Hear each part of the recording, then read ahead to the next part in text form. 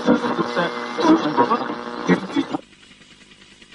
black helicopter crowd notion of tyranny's always lurking just around the corner. Conspiracy theory. They get crazy, but now they're right. Black helicopter crowd really is upset. The people are stupid and they're drunk. There'll be a revolution and they're going to lose. There are too many guns and too many people ready to fight them. I am a man of peace, but we have gangsters running this country. Criminals, gangsters. We're normal. We see total criminal takeover, the death of freedom. It is the most corrupt, degenerate, criminal government in American history. I'm trying to awaken people, but look at the morons around you. They're zombies. You're listening to Black Helicopter News on the Armageddon Records Network. And now here's your host. Hello and welcome to the podcast. Today we're joined by Andy Highroller. Thanks for joining us. Hey, how are you? I feel like someday I will regret that last name. It's something that I've adopted because of my interest in shitty rap music, mainly Riff Raff, aka Jody Highroller.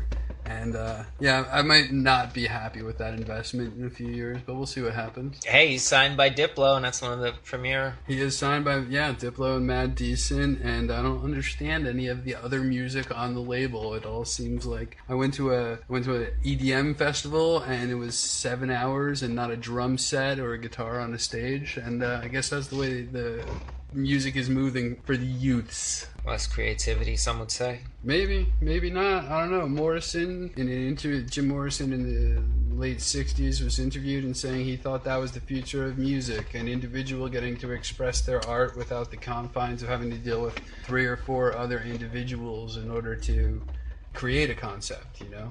Wow, I never heard that. Yeah. There's a famous interview where it's, I think if you search Jim Morrison predicts the future of EDM or something like that, and it's pretty cool. Maybe you could drop it in. I was talking about that this weekend, thinking a lot about it. The new generation's music will be, it might rely heavily on electronics, tapes. I can kind of envision maybe one person with a lot of machines, tapes, and electronic setups, singing or speaking and using machines. You know, we're so individualized in our society anyway, in our culture, so it's so hard to corral multiple people to be down with the same vision anyway. It is, man, and one of the things that I find fascinating about that is cults. You know, like, I couldn't coerce 5 or 6 people to go to the movies on a Tuesday, let alone a whole group of people to get together and drink some Kool-Aid or something like that, you know? Like, yeah, man. I can't get 10 people to come to a comedy show, let alone move to Guyana, you know? So today we're going to be discussing the growing police state. Let's dive right into things. So the Soviet Union, Nazi Germany, North Korea are some of history's most notorious police states. But in fact, the U.S. has incarcerated the most people in the entire world. And we're supposed to be the most free country in the world. Your thoughts? Oh, I mean, the internet these days is filled with statistics, and I don't really necessarily know what to believe. But one of them that I found pretty profound recently was there are more African American or black people, you know, whatever you want to be called. There are more people of the African American persuasion incarcerated right now than there were ever slaves. So, I mean, there's certainly a question of which is the bigger injustice, you know. Obviously, slavery has its evils, but is our modern system of locking people up and making them slaves to the state and the system any more? I mean, historically, are we going to look back at this time period as we were better? I don't know. You know, it's certainly a question. And the system is definitely unbalanced towards poorer people. Like, the same crimes for one, there's not a across the board balance. The same crimes for a white guy with a little bit of money constitute like 0 jail time, where a black guy with no money will be away for 3 to 5. And that affects your whole life. And it keeps you in this system of poverty. So, I mean, I think it's more, as compared to Nazi Germany, no, it's not the same. I think it's in some ways more diabolical. Certainly, like, the extermination factor isn't there, but I think the extermination factor isn't there just because simply the way things are now is more profitable, you know? If you can keep people doing that, then, in and out of the system, you make money off of them. I don't know. That's a good point, though, that you made about the incarceration rate of African Americans being more than the slaves that happened. Dr. Boyce Watkins gets into a lot in his speeches or talks that he gives. But, and just moving over to, like, police officers, they're just following orders. They say that individual officers can't be blamed for enforcing unjust laws. That's like saying a hitman can't be blamed for just doing his job. What do you think?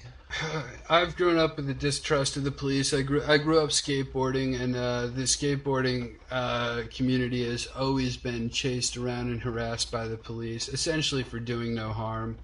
And, shit, man. So the distrust started there, and I think the police state has definitely just grown and has taken on new facets, whether you want to talk about, like, something so simple as like the parking in the local community where you're I think they're up to like $40 for parking in Asbury Park if you don't pay the meter, where in a town where 10 years ago they couldn't pay people to come to.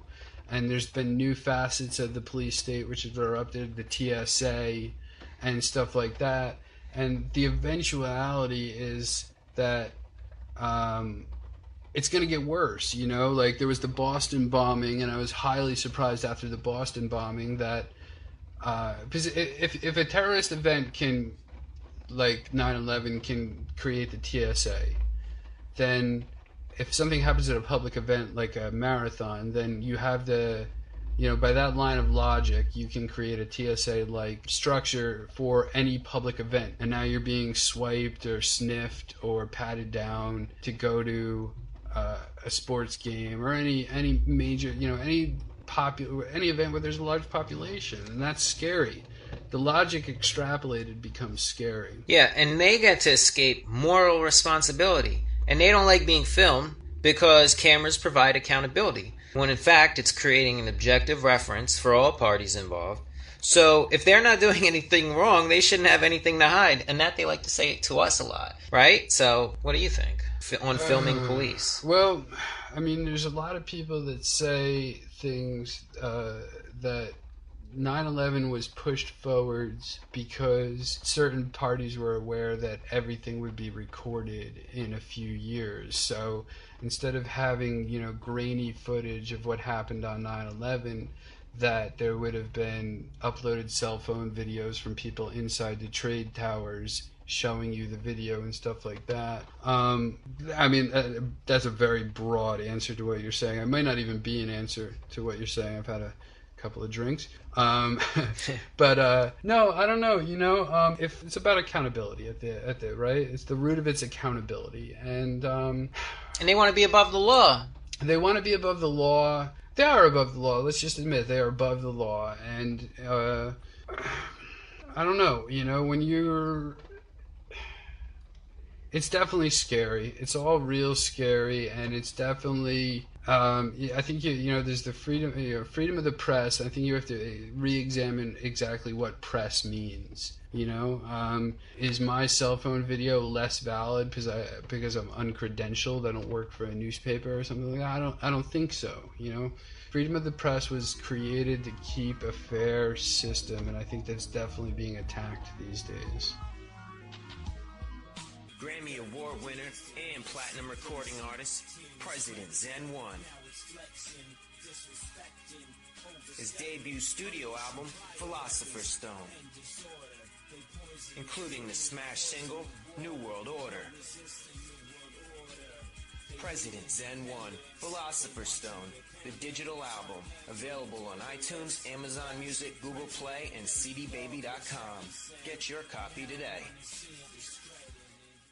Pump up the volume and let the music play.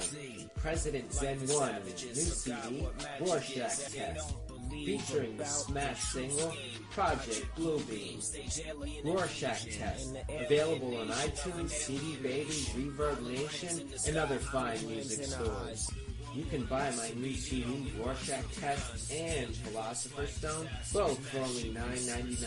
Check us out on Armageddon Record Shop or on eBay. I've got digital download cards of both EPs for sale, or just inbox us at zen1music@gmail.com.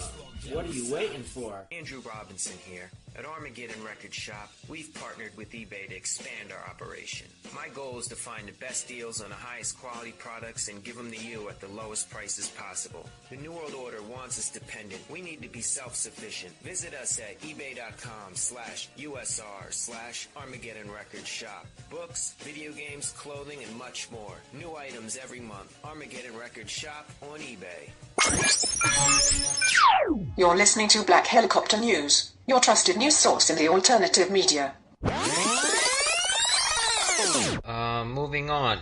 So, you know as well as I do, the government shipping in the drugs and using the war on drugs to lock up citizens in the prison industrial complex is nothing more than a money-making scheme, you know? Right. How do you feel on the war on drugs? Do you think it's failed, or do you think it's the war on drugs justified?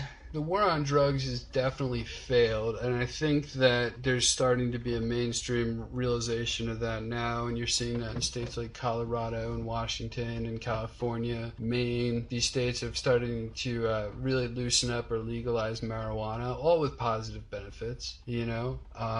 The prison industrial complex has fought this tooth and nail, and the interesting thing is a lot of liberals and a lot of progressives tout the union movement, which, yeah, I understand it established and it built the middle class, but at the same time, some of these unions, the prison guard unions and the police unions and all these other unions, these are the people that are continuing to, you know, make this prison industrial complex stay in power. So you really have to look at, you know, you can't just go, unions are good for America anymore, because there's bad unions out there, and I think that's very important to look at. And also, I think that the prison industrial complex, there's another one that nobody really talks about, which is the revolving door rehab complex, where these drugs are out there and people get into these rehab programs, and just like with other diseases, there's strong efficacy of other programs which are illegal in America because they work. You know, some of the shamanistic traditions and some of the ayahuascas and stuff like that have shown to really help people get off of opioids, and they're illegal in America. So there's a secondary industrial complex, which I believe is like the medical rehab complex, which is a big industry. Like, it's a very big industry. Yeah, they just want a monopoly. They want to sell their drugs. It's just like any other drug cartel, even though more and more studies are saying that magic mushrooms, or whatever you want to call them, can help heal the brain of different illness. Sorry. Ibogaine is the other one, where it's legal in Mexico, and it has like a 25% recidivism rate for opiates, and Ibogaine is illegal in America. But all indications of this program are there. It works, but it's not profitable because it's one-shot treatment, you know? Yeah, unbelievable. I just can't stand that. And another thing is, I hate it, moving on to the police, back to them, I hate it when they say there is a war against police, and they use it as a justification for the militarization of law enforcement, when in fact, statistics say otherwise. In the last 10 years, police deaths are much less than previous decades. And that's in articles in the mainstream media, NPR, and others. This just proves they're a fraud and overstepping their bounds, and they're becoming enemies of humanity. Ever since the war on drugs and the war on terror, and I'm not saying all cops are bad, I'm saying the bad ones outnumber the good ones greatly. What do you think?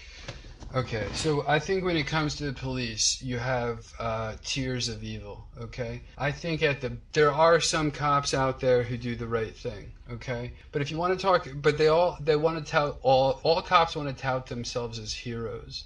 Okay, let's talk about heroes. Firemen are heroes. Paramedics are heroes. The Coast Guard are heroes. These are actual establishments that do good for everybody, and they don't seem to accidentally blur the lines into killing people and whatnot. Is there a war on police? I don't know, man. It seems to me like, I'm not saying there aren't good cops, but it seems to me like a good cop right now is a revenue generator for his town. Then beyond that, there's the cops that abuse their power, and then beyond that there's corrupt cops, and all this stuff has been around since, the power, was it absolute power corrupts absolutely? Yeah. And that doesn't, you don't need to be a goddamn king to be corrupted by power. Shit, man, you become the manager of a restaurant and you might promote the hot waitress over the fucking portly waitress. It's just human nature, and to think that cops are above human nature is just not plausible. It's like, it's like with the Catholic Church, like we've established now that a certain amount of the Catholic Church is just like child molesters, and then a certain amount of those, other people who aren't directly molesting children are covering up for people who are molesting children. And then beyond that, there's the people who are touting, religious ideology that's negative for the general population and separates people. And then there's the priests who are genuinely just out there doing good because they think that's their job in life. And I think that's the minority of priests, just like I think that the minority of cops who are out there doing good for society. I think cops have to be profitable for the town. I think that's the least of the trouble with that whole thing. Well said. I think that the police serve an important job to protect the citizenry. A very noble cause, and they should be commended. However, they've been transforming into a gang of above-the-law criminal thugs that are subsidized by the taxpayer and road pirates, and in essence, welfare whores that are killing innocent civilians, especially African Americans, as we mentioned.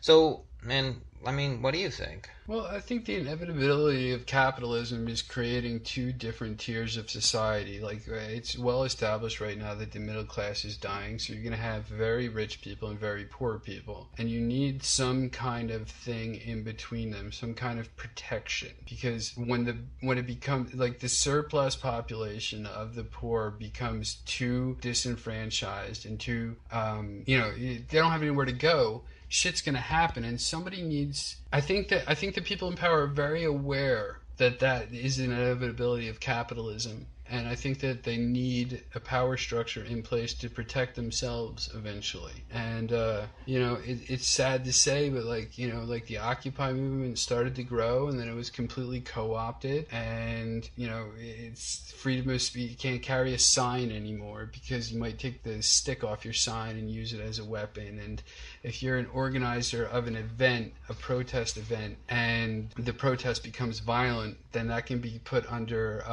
a terrorist law. Like, you organize an event and somebody lit a building on fire. Well, that's terrorism. Now you're the organizer of a terrorist event as essentially a Martin Luther King type figure. Or, under today's guidelines, people which we've celebrated, like Martin Luther King or Rosa Parks or, numerous other civil rights activists, would be considered by today's standards a terrorist. And that's not a good thing, man. It's not. Yeah, absolutely. And it came out in reports that the FBI was planning on assassinating Occupy leaders with single shots to the head. It's like they want to stop. They want to stop the voice of the people. Let's just say they did. Let's assume that they did. Let's assume that the reason that the movement died was because they did, and we just don't even know about it, which is completely plausible. That is actually probably more plausible than the fact that the movement just kind of shit the bed, that people involved at the top were... maybe you don't even need to kill people anymore. Maybe you just need to put, some drugs in their pocket. Maybe you just need to put some naked children on the computer, and it's done. Maybe things aren't as rudimentary as bullets in the head anymore. Yeah, you make a good point, and actually I'm glad you brought that up, and I never mentioned it on the podcast. Yeah, I've saw articles where they said, and I've even seen in books, disinformation. Disinformation is huge. Yeah, and the government, the CIA, I don't know, whichever alphabet agency is in charge of discrediting people, what an un-American thing to do, or what an unhumanitarian, I don't know, what a scumbag thing to do, let's just put it that way. And they have more child porn that's logged and cataloged than any person that would ever have. And they would use that to blackmail people. And that's the sad thing, that they could have the power to do that. This is a side note, but I've always wondered about this as a comedian. So, I'm sure you're a guy. You're, an adult male. You've watched pornography, right? Mm-hmm. But, if you were to tell me, I'm into women getting dressed up as foxes, or if I'm into leather and stuff like that, I'd go, oh, that's kind of weird. I wonder if that same judgment exists in the child porn community, where there's straight I only like child porn where it's little boys in sailor outfits, and then where do they meet? And then I don't know, it's a novel concept to think that there might be judgment within the child porn community. I only like sailor outfits or Shirley Temple-esque child porn. I don't like that, POV stuff. Everybody has their niche in regular porn, I'm sure, but I wonder if that, I don't know. It's weird to think about. Wow, that's amazing and very intriguing what you say. And you know what? I'm sure there would be. And I had no idea. I'd never thought of it that way. But yeah, knowing that there's so many niches within these different things. In regular porn. Yeah. So it would not. Yeah, it would not surprise me. I only like altar boys.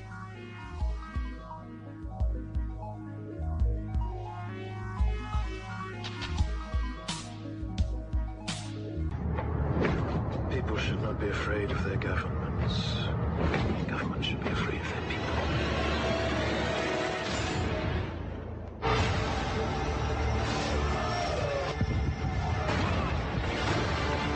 Our government was responsible for the deaths of almost 100,000 people.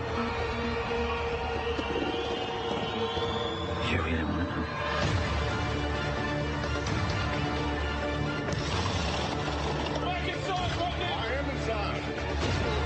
Several party members have been murdered, Chief Inspector.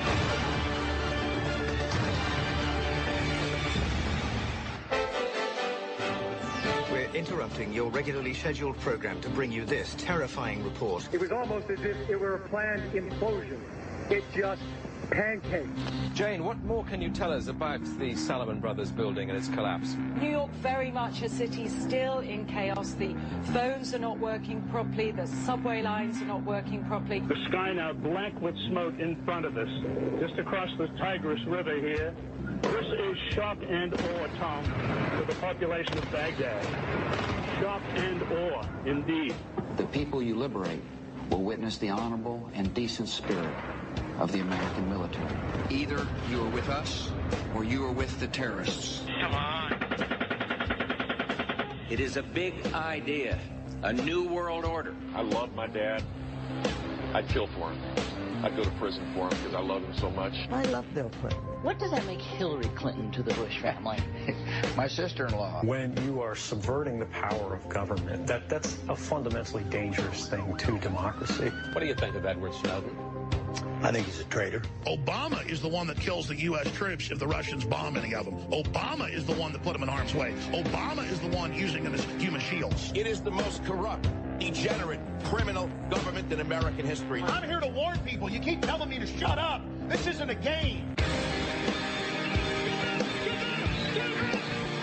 Welcome to America, ISIS. This is what we do. Woo! We got people that have taken your asses out in this building right now. We're armed to the teeth, and we're not scared. You got that, you sons of bitches? In 2012, your agency was saying, quote, the Salafists, the Muslim Brotherhood, and Al-Qaeda in Iraq are the major forces driving the insurgents in Syria. In 2012, the US was helping coordinate arms transfers to those same groups. And why did you not stop that? Why didn't you come forward before? What were you waiting for? Well, for you, Inspector. I needed you.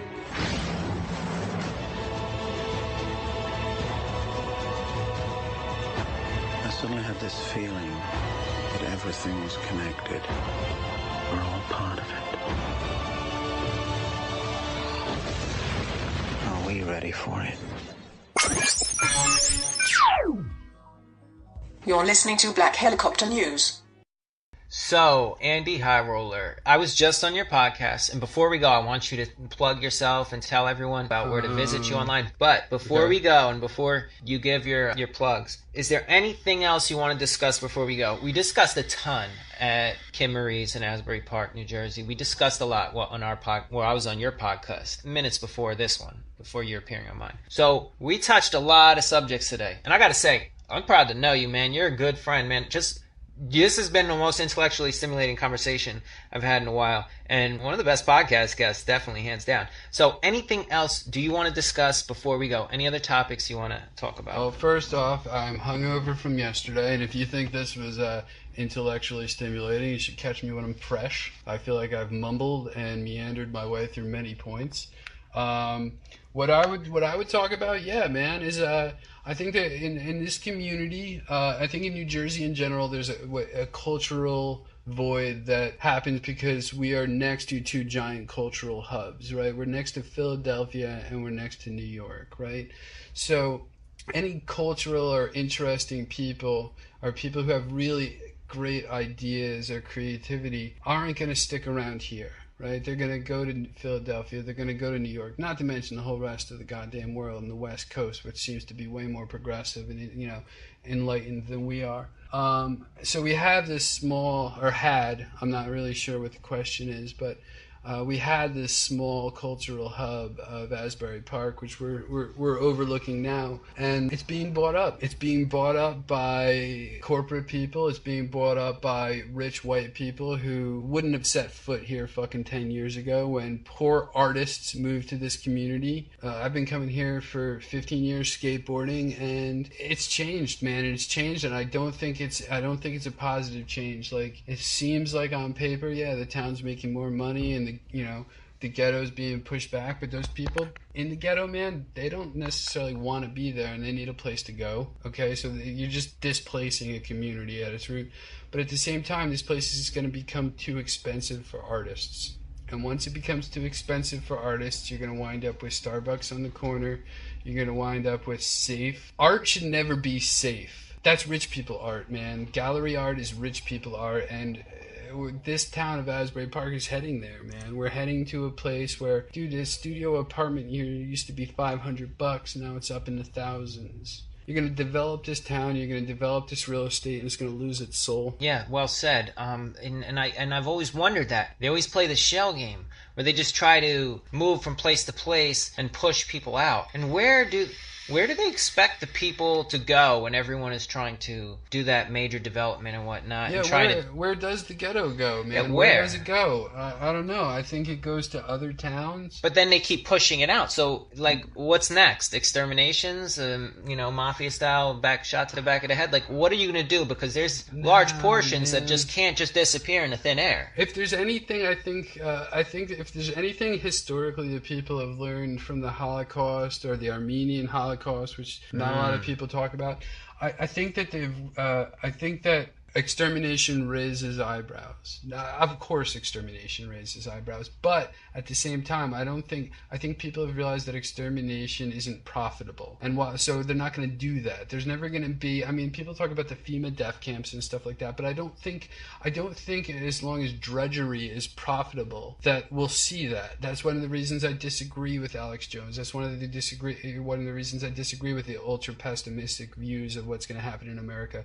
I don't think extermination is profitable, so I don't think it's ever going to fucking happen. I don't. Not unless a major world event happens. But I don't know where people are going to go. I don't know where all the cool culture of this, town, and even the culture of this town that wasn't terribly cool before it was here, the drug-ridden, crime-ridden culture. I don't know where they're going to go when they can't live here. Where do they go? It's a question, I think it creates like a nomadic type of society, and I don't think that's historically worked very fucking well, Yeah, cultural extermination at least. Cultural extermination, right? Yeah, we're looking across and seeing the carousel, the empty lot, the high rise where there used to be the Palace Amusements, the old steam house or whatever that is, the shell of the casino, right on the border of Ocean Grove and Asbury. Right. And these are nothing like it was. It's next to one of the richest towns in New Jersey. Deal is one of the richest towns in the state of New Jersey, probably in the whole tri-state area. I'm not sure, but I think it might be comparable to the Hamptons to a certain extent, which is one of the richest areas, obviously, in the tri-state. It's not, there's lines, man. There's lines, and they're all artificial. It's all artificial. I don't know what's going to happen. It'll be interesting, though, I guess. All right. Well, I guess that about wraps up this episode. I just want to say thanks for coming on, and you are definitely welcome on the show anytime. Cool. Thanks, man. Yeah, support local art. That's really all I have to say. Whether it's comedy or music or even just drinking at a dive bar, support local art. Don't, if it's corporate, man, it don't really give it doesn't care about you. It doesn't care about you. Get the fuck off the internet, experience the real world. And I know there's a little bit of hypocrisy if you're listening to this on a computer right now, but fuck, man, get out in the real world, see what's out there, talk to somebody, not online, Can you tell us where to find your podcast before we go? Oh yeah, it's on SoundCloud. Maybe eventually I'll get on iTunes if I jump and actually get pro proactive about my own creativity, but it's called No One You Know on SoundCloud, and it is mainly a drinking podcast. Alcohol still remains, in my opinion, the best social lubricant, and just having a few drinks with interesting people and talking shit. Topics are all over the place, so it might be fun. It might not be your cup of tea, but whatever. All right, well, I suggest you guys out there in podcast land check it out. All right, then. So I guess I'll see you on the other side, brother. Yep, man. Thanks.